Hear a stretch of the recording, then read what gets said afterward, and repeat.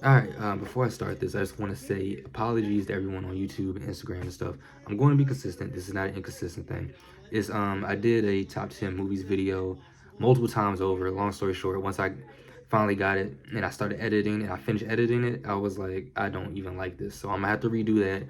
But that's a long video and a whole bunch of other shit. So I was like, let me just do something quick, not short and sweet, because I know I'm a yapping ass nigga. So this is going to probably be an extended video, and that's not gonna be no 2-minute video. But just something simple where I already have everything together.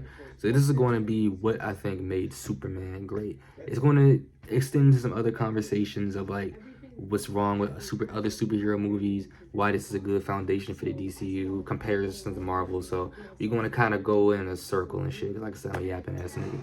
But anyway, number one, what I'm gonna go with for this is that I'm gonna start off with the least agreed upon thing, and that is that some people's issue with this movie is how much Superman was getting beat. That's actually something I like about this movie, and it's not exactly for the reason people might think. For some people, is that oh, they humanized him, made him more grounded, which it did humanize him, but I don't think that him losing fights is necessarily integral to humanizing a hero, in my opinion, especially because I like Silver Surfer and shit. Like, niggas who was just on that level a lot of times. But I like it because it touches on something I think about with Superman. Is he's usually thought of is because he's so OP, as someone who can't be beat. No, Superman can be beat by a good amount of people. He cannot be killed. And this is my thing when it comes to shit like power scaling and shit like that, where they're like, oh, well, this X, Y, and Z reached this level of power before X, Y, and Z is beating this person, therefore this person can never beat them. I think there's a difference between, we always think about a character losing as in a fight to the death. A fight to the death? No, Superman is not losing. However, have you ever seen like cartoons or even comic book panels where by the end of the story, yes, 100% the villain, not the villain, the hero wins, but how many battles did they lose? So I put it this way: people like Superman or the Hulk they can lose battles. I don't know why. Well, I know why, but I don't think it's fair or accurate for us to think that these characters can never lose. They can lose battles. They will not lose the war. So someone like Superman, he's so strong, but there's no martial arts training, no boxing, no technique to it. He's just strong as shit. He's just strong as hell, and he can uh, take any punch you throw at him. Essentially, for most people. So, matter of fact, let's go with the Hulk. Right? It was a similar thing. You're not going to kill the Hulk, and he's going to get more mad the more times you beat him. But look at someone like Red Hulk, when it's General Ross, who is a military trained man, right?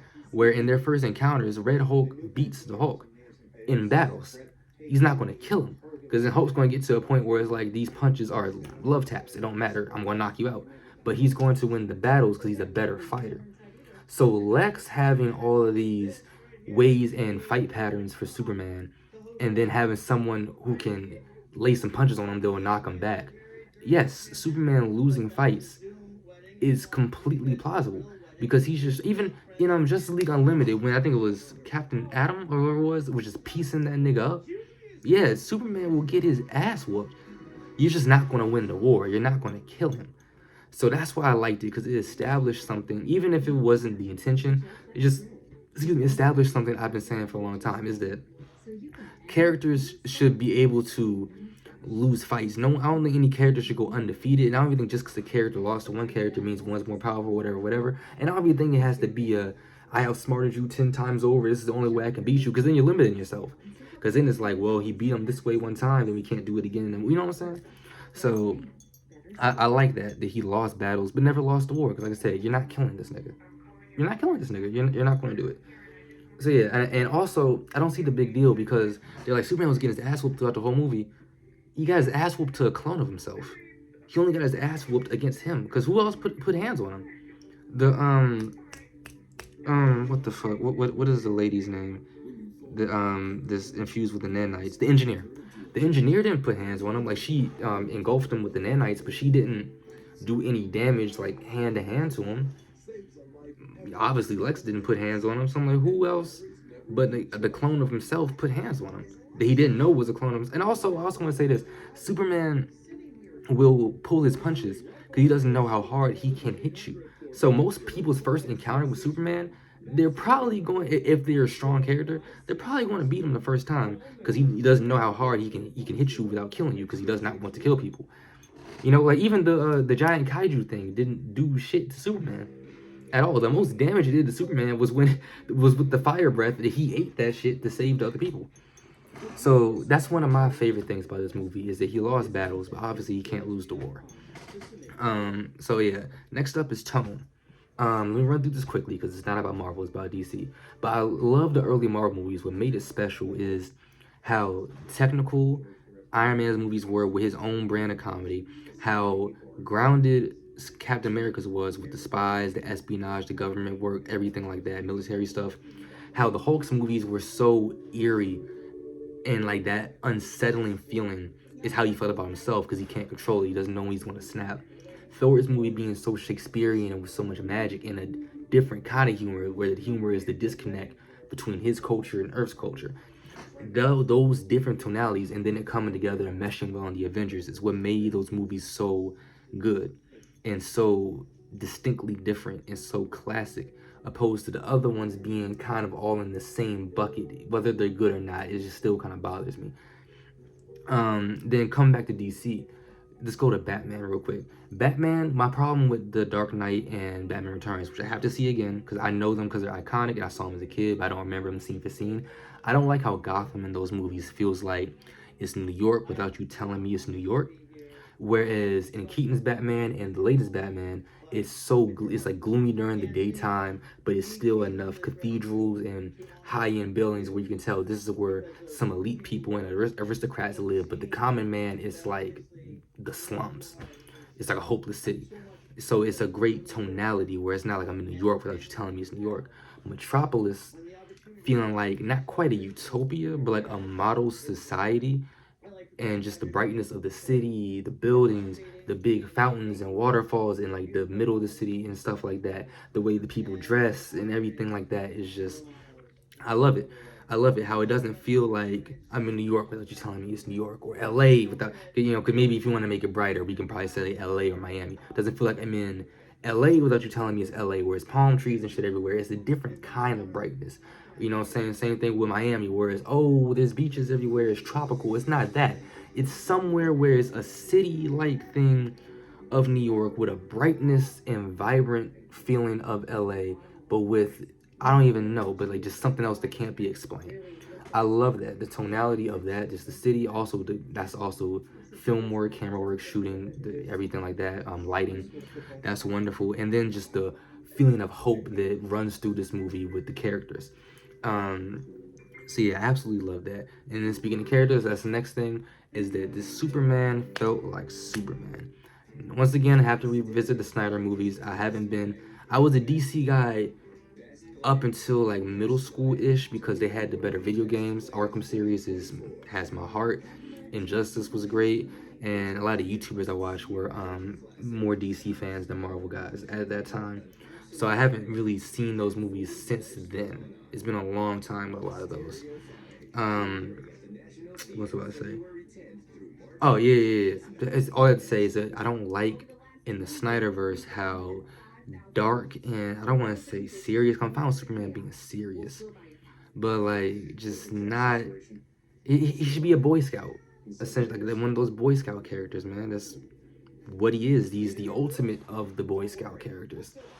Um, yeah, man. Which I can, but here's the thing: people got to give them some grace because that time frame, like coming off of Injustice, when Dark Superman's kind of the wave, and then that kind of fits Snyder's style. So it's like, oh, this is a good time to capitalize. I understand it. I understand it, but it's just not. I don't like. It can be done well. I'm not saying it should never be done, but it's just not. No, this movie, the feeling of hope he inspires, that whole back and forth he had with Lois, which by the way, she made great points, but still, him just saying people were going to die.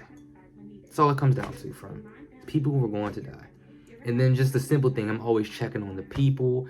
Him saving the squirrel, just shit like that. Where it's like, yes, he's going to save everyone and everything that he can. Even him telling Lex like, yo, you know, it's not too late for you and everything like that. That's what I'm used to. Like the Justice League cartoon when Lex gets some terminal illness from kryptonite poisoning and Superman's with him in the hospital asking what he can do to help after Lex has been carrying around kryptonite for years to try to kill him. That's Superman. That's Superman. It's just a better tomorrow. A better tomorrow. That's all he wants. Is a better tomorrow. You know, and yeah. You know, that's all I can say. I'm already at 10 minutes. Shit. And there's so many more things I can go into. But next up, I wanted to get those ones out the way before I get to echoing what everyone else says.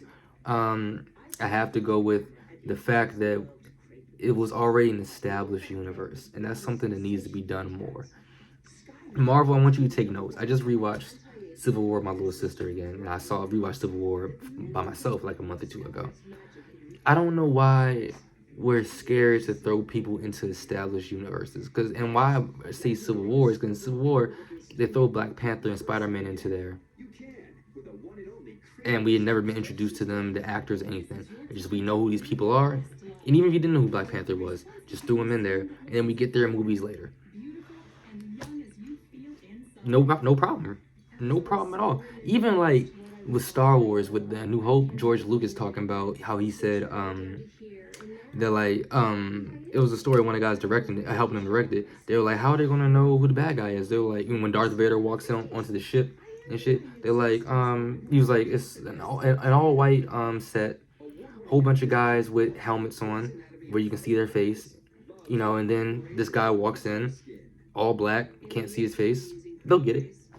Like, kind of saying the audience is intelligent enough to figure this out. I like that. Especially, oh, actually, you know what? And going back to tone, this also fits into tone, is that how it feels like a comic book. Just the outlandish stuff, a kaiju in the middle of Metropolis. Yes. Yeah. Why not? Why not? This is like, anyone who watches superhero cartoons has picked up a comic book. Yeah, shit like this happens. The city's in peril. Oh no, let's fix it. That's how it goes. But anyway, going into the established universe thing, didn't need Superman's origin story. We got it in not even 5 minutes of the intro. All we needed to know. And a lot of this stuff is stuff we already knew. So, you know, that was great. I love that. And then there already being superheroes in this place where you have Mr. Terrific, Hawkgirl, Green Lantern. So that kind of curves the question of where is such and such when the earth is literally splitting in two. Where is such and such? We knew where they were. And we know who is already here and who Superman knows this, that, and the third. We already know what's established here, essentially is what I'm trying to say. And it's great. It just saves you a lot of time. If one thing y'all want to learn about me, I don't like when things get too formulaic. I like it when we have a source to pull from, but when things get too formulaic where I can predict what's happening, I'm a wrestling fan. That's how I am with WWE. I don't like that at all. And that's kind of how the Marvel movies got. This wasn't too formulaic in any way. It worked. It worked because it was like, yo, look, it's a superhero movie. There's superheroes here. Things happen. They fix it. You know what I'm saying? Just keep it going. So yeah, I like the fact that it was already an established universe. Next up is they let the villain be evil. They've gotten too caught up since Thanos to trying to make villains too righteous. I don't want to say redeemable, but too, like, a little bit too righteous to where, like, and I kind of blame social media for it, because Thanos was still crazy in what he was trying to do, and he still didn't make sense. But, like, all the niggas on the internet talking about, he's literally me. He was just trying to be different and shit.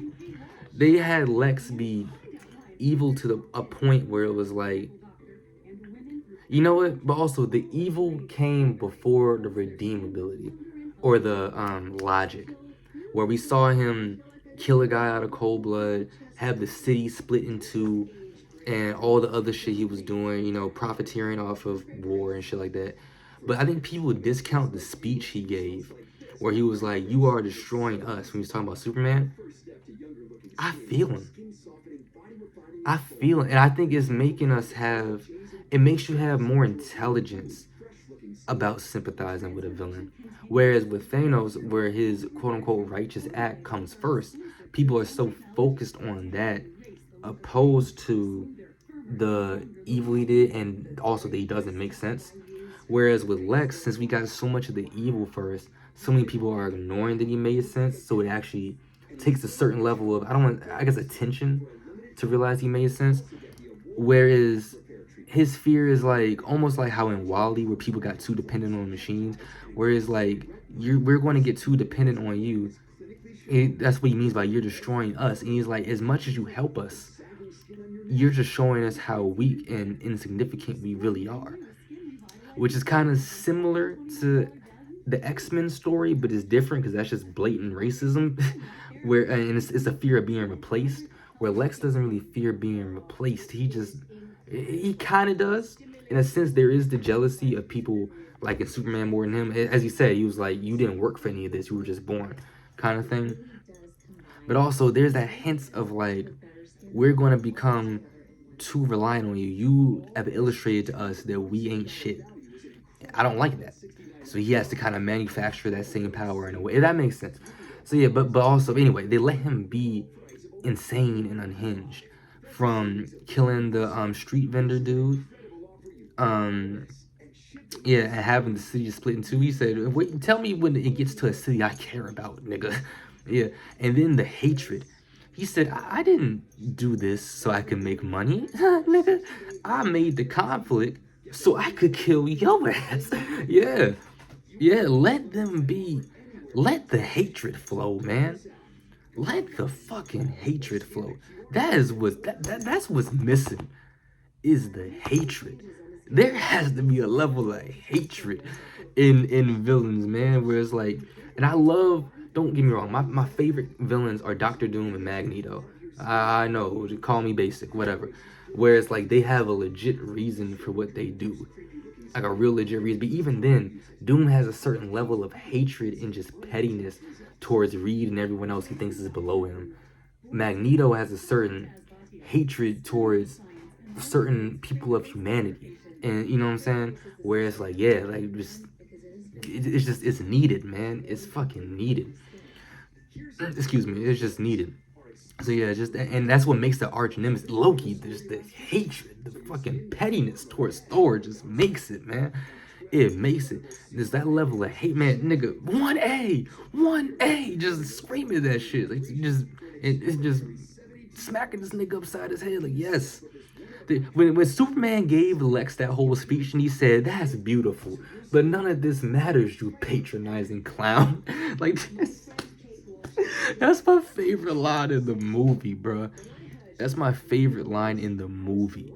None of this matters, you patronizing clown. Like, yeah, all that shit cute. And nigga, like I don't care about none of that. Yeah. Yeah, we need more of that, bro. Just let him be evil. Let just we gotta let villains be more unhinged at times. Even like a throwaway villain like Whiplash and Iron Man 2, just the hatred towards Iron Man just absolutely made it, bro. It just made it. So yeah, there's that, and there was something else that I wanted to. Oh yeah, they didn't kill the villain. I said that in that How I Fixed the MCU movie. Stop killing villains. Stop killing villains. They didn't kill Lex, and they picked a great villain to not kill. And I'll make a different video of how Doctor Doom can save the MCU. But one of my points about that is going to be that it's a villain who can be a villain to everybody and can always be pulling strings behind the scenes, that kind of thing. Whereas someone with that much money and intellect, where let's say there's another villain who's causing mayhem in a Flash movie or something, where it's like, oh, how do you get access to this and third? Oh, he was funded by Lex Luthor. Why? Because the Flash is friends with Superman. Fuck that nigga. You know what I'm saying? And Lex just funded it, but that's something we can have. Or just little like nuggets of information, someone using LexCorp tech or Lex Luthor hacking this or whatever to help, just always being a background presence, like someone who's like, he could be in jail and still pulling strings from the inside of it, You know what I'm saying? Like, we need more stuff like that. That's something that made Daredevil so special with Kingpin and shit like that. But I digress before I get to yapping about that. This is 20 minutes long. Good lord. I'm gonna hate editing this into parts for Instagram and TikTok. This is gonna be a great YouTube video though. Y'all gonna get some shit. Y'all gonna get some great YouTube content. Um, what else do I want to throw in there, man, that made this movie great? Also to go with being thrown into universe, I like the fact that him and Lois were already dating. I like that. I did see a shout out to Frames Per Second podcast. I watched everything This Dead in Hip Hop, by the way, and Mike saying he didn't love this Lois, and I kind of felt that way too. But it wasn't her, and he said there was no chemistry, and I kind of feel that. But I got to thinking, and I was like, I think that might have been intentional. I think that may have been intentional, and to explain it is I think that may have been intentional in a way to showcase that, like with their first argument, that back and forth they had, that highlighted how differently they think and how she was like she knew this would never work and everything like that. I think there was a level of there was no chemistry acting because there was no chemistry character wise. They were kind of like moving out. They've been what dating for 3 months, moving out of that honeymoon stage where the real clashes were starting to happen, and that's where we kind of jumped in. So there was no chemistry there, just because of how at odds they were with each other.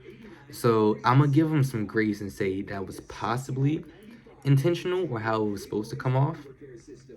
And now, if we still feel no chemistry in these upcoming movies, then I can say that I don't like her as Lois, possibly, or there's no chemistry there. Not to say she's doing a bad job acting, just maybe I don't like them together. But if we think about it, like we had them in the Daily Bugle acting like they weren't the Daily. Oh my goodness, Amani, what the fuck? The Daily Planet acting like they don't know each other. Then they have the big argument, and then the whole "I love you" thing where it was him explaining whatever. So that's a kind of a sad moment, but she's still like on the fence. And he says he loves her, she doesn't say it back. Then the rescue thing. After the rescue thing, they don't speak to each other. Like he goes and has to talk with his parents. He goes and saves people. They don't see each other again until the final kiss, and that's really it. So we don't get much for the chemistry to grow. We kind of get the clash, and then we're left with that. If that makes sense. So I'm gonna give some grace to that. But I would say that's something.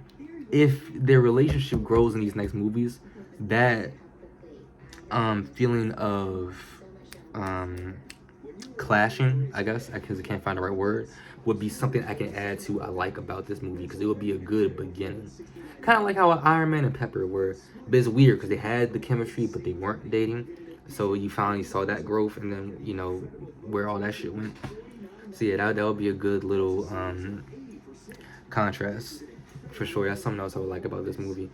So yeah, these are all the things that just made it great, and it's things that would fix superhero movies, bro. Is to stop killing villains, get the tone right, make the tones have some individuality. The fact that Superman lost battles but not the war, and that you let the villain just let loose, let the hatred flow, man. They let the fucking hatred flow.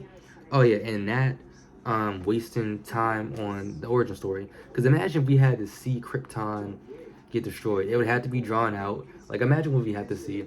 We'd have to see his parents. Then we have to see his parents get him. We have to see his parents fight their way to get him to the ship. So there had to be a struggle there. Then him get sent to Earth. Then see the Kents find him. Maybe some kind of compilation of him being raised or something. That's a cool 15 minutes of the movie. And then that changes the whole course of everything. So we saved 15 to 20 minutes of the movie. That's amazing. So yeah, those are the things I think makes it great.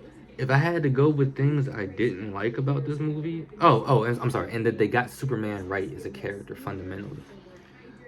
I don't know what I don't like about the movie, man. I tell you this, and call me crazy. May have to make a list. I think that is a top 10 comic book movie of all time. And I say strictly comic book. I judge comic book superhero movies in two ways. I judge them as a comic book movie, and then I judge them as a movie. As a movie, as a superhero movie, as in a film that features a superhero, probably not top 10. But as a comic book movie, as in this feels from panel to a screen, from cartoon to live action. This is one of the top 10 adaptations of anything superhero I have ever seen, and I might go top 5, man.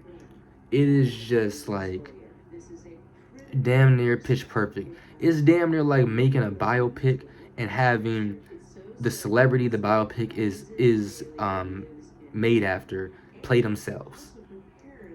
Like a documentary. Like it was that spot on to me. And I'm a Marvel guy. I'm not a DC guy, as I said, so that's a lot coming from me.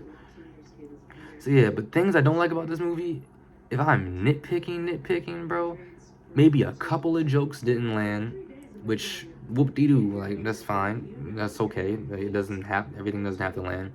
A couple of jokes didn't land.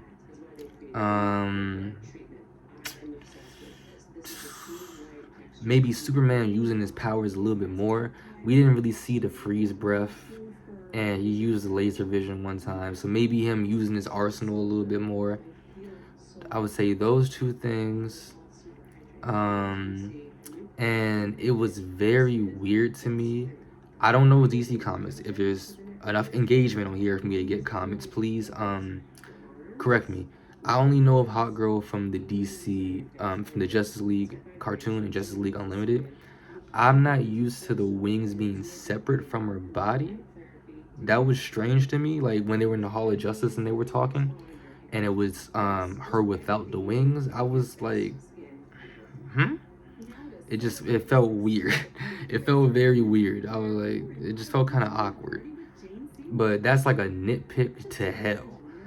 Like if a couple jokes not landing, Superman not using his full arsenal, and Hot Girl being separate from her wings for like 3 minutes of screen time is my only complaints, then you made a fucking hell of a movie, man. So yeah, this is about to be 30 minutes. Goodness gracious. I guess that's everything. Let me just think, man.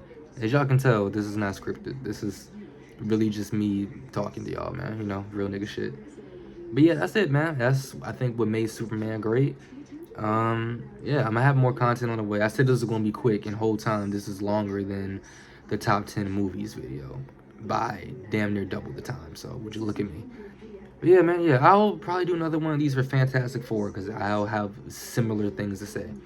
So yeah, I'm about to record a whole bunch of shit right now. Fuck it, I'm in the flow. I'm in the flow. I'm about to see like 5 videos with the same fit on. Fuck with me.